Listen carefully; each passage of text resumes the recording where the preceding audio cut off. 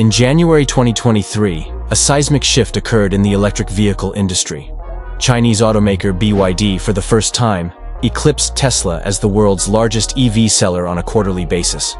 Reporting sales of over 526,000 fully electric vehicles in the fourth quarter of 2023, BYD surpassed Tesla's sales of nearly 485,000 during the same period. Rewind to a decade ago, and you'll find Elon Musk laughing off the idea of BYD as a serious competitor. Their electric vehicles. Warren Buffett owns 10% stake in that. Why do you laugh? BYD is trying to compete. Why do you laugh? Have you seen their car? Well, they are on a different. Tell me why you're laughing. You don't see them at all as a competitor. No. Fast forward to today, and the landscape tells a different story. At the helm of BYD's remarkable ascent is Wang Chuanfu. Though not as widely recognized as Elon Musk, Wang has garnered the long-standing endorsement of investment legends Warren Buffett and Charlie Munger. Typically cautious about the automotive sector, Buffett's Berkshire Hathaway made an exception for BYD, investing in the company back in 2008. It wasn't just the company's potential that swayed Buffett, but the man leading it. Munger's admiration for Wang was clear, describing him as a blend of Thomas Edison's inventive prowess and Jack Welch's executive acumen. Munger famously remarked, "He's like Edison in solving technical problems, and like Welch in getting things done. I've never seen anything like it." In this video, we delve into the incredible story of Wang Chuanfu and BYD, a tale of innovation, perseverance, and disruptive strategy. The story of BYD's rise is inseparable from its founder, Wang Chuanfu, a figure as central to BYD as Elon Musk is to Tesla. Wang's tale is one of remarkable resilience, beginning in the humble settings of an impoverished village in eastern China's Anhui province. Wang was the second youngest of 8 children in a family of rice farmers. Despite their hard work, Wang's parents struggled to make ends meet. Wang's father had carpentry skills and often did work for people in the village to earn some extra money. Still, it was far from enough. Nevertheless, they were firm believers in the power of education to break the chains of poverty. This belief deeply influenced Wang and his siblings, particularly Wang, who showed exceptional academic promise. Tragedy struck Wang's family when he was just 13. His father, who had always been the pillar of their family, suddenly fell ill due to cancer. But the Wang family did not have the money to send the father to a major hospital for treatment. He lay in a clinic in the town for a few days before he passed away, leaving all the family burdens on the mother. The subsequent years brought more hardship. Wang's mother, while toiling in the fields, passed away suddenly, leaving Wang an orphan at the age of 15. This series of events could have derailed his future, but Wang's elder and only brother took him in.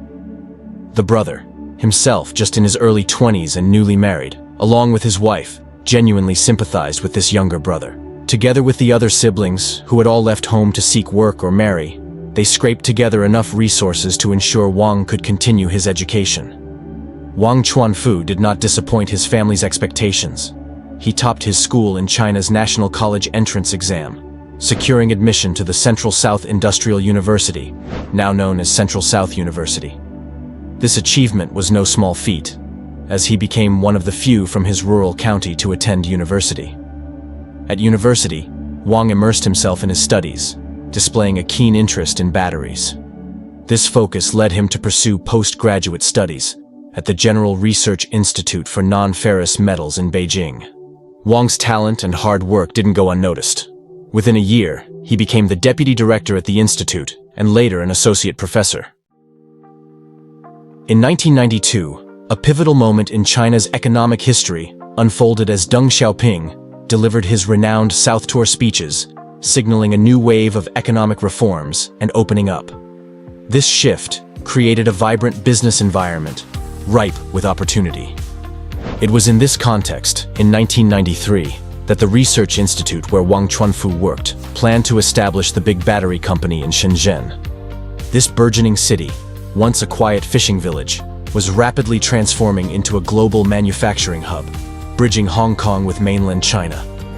Tasked with setting up the company and serving as its general manager, Wang found himself at the forefront of an exciting venture.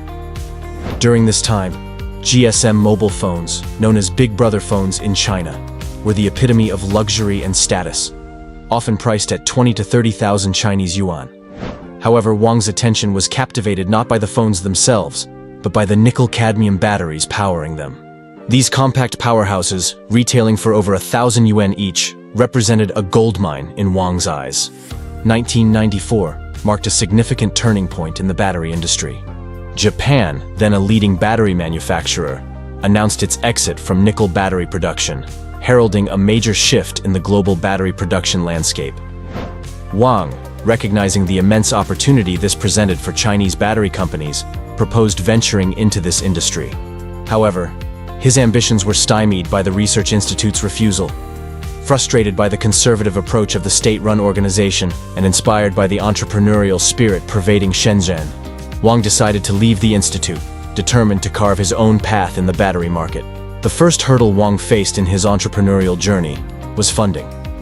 Establishing a nickel-cadmium battery production line required tens of millions of yuan, a daunting sum.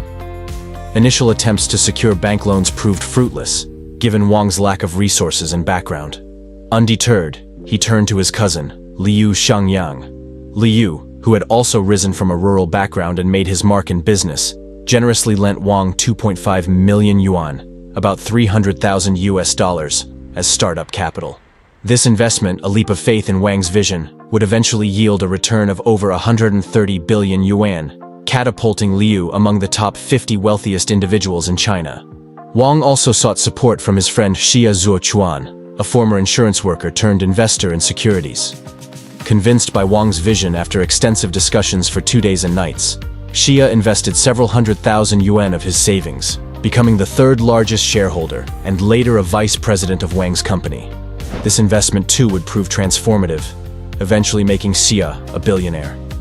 With the necessary capital secured, Wang founded his cell phone battery manufacturing company in Shenzhen. He assembled a team of over 20 employees and leased a 2,000 square meter space to kickstart operations. The company was christened BYD, a name that, at the time, held no specific meaning.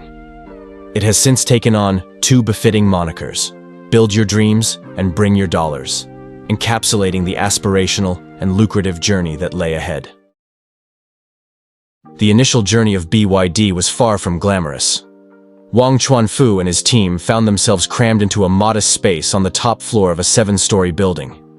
This humble abode served as their living quarters, research lab, and office, a testament to their dedication and the startup's modest beginnings. Yet, the most daunting hurdle for Wang was the high cost of automated production lines. Even with over 3 million yuan in startup capital, a considerable amount at the time, it was insufficient for importing a full-scale battery production line. Facing this predicament, Wang devised an ingenious solution, leveraging China's abundant and cost-effective labor force. He split the production process into 2 segments based on error tolerance.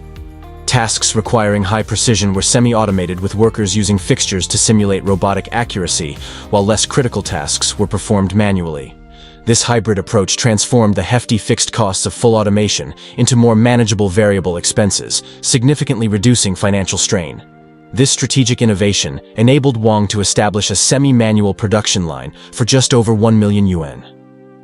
This line could churn out 4,000 nickel-cadmium batteries daily, offering a staggering 40% cost advantage that made BYD's products extremely competitive. Within a short span, BYD batteries were quickly gaining market share, disrupting the status quo.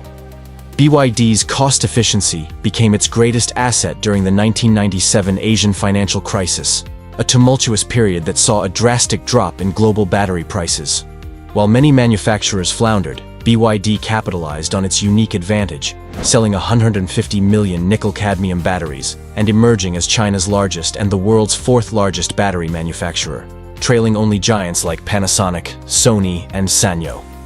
Remarkably, BYD achieved this feat within just 3 years of its founding, at one point powering 1 in every 3 mobile phones globally. The turn of the millennium marked a pivotal shift in the mobile phone industry, with lithium batteries becoming the new standard. Wang Chuanfu replicated his earlier success, venturing into the lithium battery sector and securing partnerships with industry leaders, Motorola and Nokia, the equivalents of today's Apple and Samsung. BYD's ability to produce high-quality batteries at about 30% of its competitors' costs rapidly propelled it to become the second-largest mobile phone battery manufacturer in the world, second only to Japan's Sanyo. In July 2002, a mere 7 years after its inception, BYD's success culminated in its listing on the Hong Kong Stock Exchange. This milestone catapulted Wang Chuanfu into the top 50 of Forbes' wealthiest individuals in mainland China. Following this achievement, BYD continued its upward trajectory, surpassing Sanyo in 2003 to become the world's leading producer of nickel-cadmium batteries. Despite the immense success of BYD's IPO and its towering status in the battery industry, Wang Chuanfu was not one to rest on his laurels. He soon found himself grappling with a nagging concern: the limited growth potential of the battery sector. It felt like a small pond for his larger ambitions. After careful consideration, he set his sights on a more expansive horizon: the automobile industry. This decision, however, was met with skepticism, not just externally, but even within the ranks of BYD's executives. When Hong Kong investors caught wind of Wang's intention to delve into car manufacturing, their reactions were alarmingly negative. Phone calls flooded in, with investors threatening to dump BYD's stocks in a frenzy. Yet, Wang Chuanfu's resolve was unwavering. Characteristically decisive, he brushed aside the private concerns of senior executives and the vehement protests of investment institutions. He was determined to pursue his vision, no matter the opposition. In January 2003, BYD made a strategic move by acquiring the struggling state-owned car manufacturer Shanxi Xinchuan Automobile, renaming it BYD Auto. This acquisition not only granted BYD the qualifications for sedan production, but also marked BYD's official entry into China's automotive sector, making it the second private sedan manufacturer in the country after Geely. However, the announcement of this acquisition saw BYD's stock price take a steep dive, losing 2.7 billion Hong Kong dollars in value within just 2 days. Wang's ambitious pivot to the automobile industry was soon met with harsh realities. BYD's initial foray, the 316 sedan, a rework of Xinchuan's Flyer model in collaboration with Suzuki, failed to make an impact. Wang quickly learned that the automotive business, a B2C model, differed fundamentally from the B2B world of batteries. The challenges were not just technical or production-based, they required a different operational approach altogether. Undeterred, Wang decided to recalibrate his strategy. His approach was straightforward: emulate successful models while aggressively cutting costs. This led to the creation of the F3, a vehicle remarkably similar to Toyota's Corolla, both in appearance and in parts compatibility. In production, Wang replicated his cost-effective methodology from the battery business, opting for manual labor over costly robotic automation. The F3 hit the market in September 2005 with a price tag only half that of the Corolla. Toyota's executives were left astounded, puzzled by how BYD could produce a car so similar yet so much more affordable. Meanwhile, consumers were undeterred by the similarities, enthusiastically embracing the F3. Some even went so far as to swap out the F3's logo for Toyota's post-purchase. The F3's sales skyrocketed, surpassing 100,000 units in less than a year, a record-breaking feat for a domestic brand. Buoyed by the F3's success, BYD continued this pattern, launching models that mirrored the Chevrolet Cruze with its F3R and the Honda Accord and Toyota Camry with its F6. Each of these models replicated BYD's formula of emulating successful designs at significantly lower costs, and all enjoyed substantial success. Despite early successes with conventional cars like the F3, BYD faced a steep climb in the traditional automotive realm. Competing with European and American automakers entrenched in decades of engine manufacturing expertise was a formidable challenge, particularly for a Chinese newcomer like BYD. The company also stumbled post-success, misjudging market growth, expanding its dealer network too hastily, and prioritizing quantity over quality. Yet, Wang Chuanfu was always on the lookout for a blue ocean, an untapped market where BYD could truly excel. He identified this in the realm of electric vehicles. Wang's foray into the automotive industry was never solely about conventional cars. His vision encompassed electric vehicles, leveraging BYD's battery technology. For Wang, It was always about finding new boxes for his batteries. Whether in phones or cars, BYD began researching vehicle power batteries immediately upon entering the automotive industry, laying the groundwork for its venture into new energy vehicles. In 2006, the company developed its first electric vehicle, the F3E, equipped with a lithium iron phosphate battery. However, given the nascent stage of China's EV infrastructure, Wang decided against launching the F3E at the time. Undeterred by these initial hurdles, Wang, ever the disruptor, remained optimistic about the future of new energy vehicles. He strategically reinvested BYD's profits from other areas into electric vehicle R&D, convinced of the potential in this emerging market. A significant challenge in the EV arena was battery technology. Many electric car batteries globally relied on cobalt and nickel, sparking concerns about raw material shortages and environmental impact. BYD, however, made a groundbreaking advance. It perfected a lithium-ion technology based on discoveries by Nobel Prize winner John Goodenough and scientist Arumugam Mantharam from the late 1980s. These LFP batteries, utilizing lithium, iron, and phosphate, all abundantly available materials, circumvented the need for nickel or cobalt. BYD's engineering innovations allowed its blade battery to store 50% more energy than traditional LFP batteries, enhancing efficiency, recyclability, and safety. Moreover, BYD's experience in mobile phone battery production provided invaluable lessons in manufacturing, particularly the importance of vertical integration. BYD controlled its entire supply chain, from raw materials to computer chips, a strategy that proved advantageous. While competitors struggled with logistics and part shortages, BYD produced its own auto chips and batteries, even supplying rivals like Tesla. This approach was particularly effective during the pandemic, enabling BYD to sidestep supply chain disruptions and continue its growth trajectory profitably. As we reach the end of our exploration into BYD's meteoric rise, it's clear that the road ahead, though paved with remarkable achievements, is lined with formidable challenges. Tesla, the American automotive giant, continues to be a significant competitor in the rapidly expanding global EV market. With its fourth quarter sales of 2023 surpassing expectations and a net profit of $7 billion in just the first 9 months of the previous year, Tesla's financial prowess remains unmatched. Its market capitalization towers at $754 billion, dwarfing BYD's respectable $78 billion valuation. A stark reminder of the scale of challenge that BYD faces. Tesla's global footprint and brand recognition set a high bar for BYD as it seeks to expand its influence beyond its domestic stronghold. International expansion poses another intricate puzzle for BYD. While it has conquered the Chinese market, its global footprint is relatively untested. BYD's success in China has been bolstered significantly by the nation's subsidies for new energy vehicles, encouraging local production and consumption. This business model, deeply intertwined with local incentives, might lose its edge in international waters. As BYD considers stepping outside the comfort zone of its home market, questions loom. Can it replicate its domestic success globally without the support of Chinese subsidies? How will it adapt its strategy to the diverse and competitive international landscape? The story of BYD, under the stewardship of Wang Chuanfu, is far from over. It's a narrative of relentless ambition, groundbreaking innovation, and the pursuit of a dream against all odds.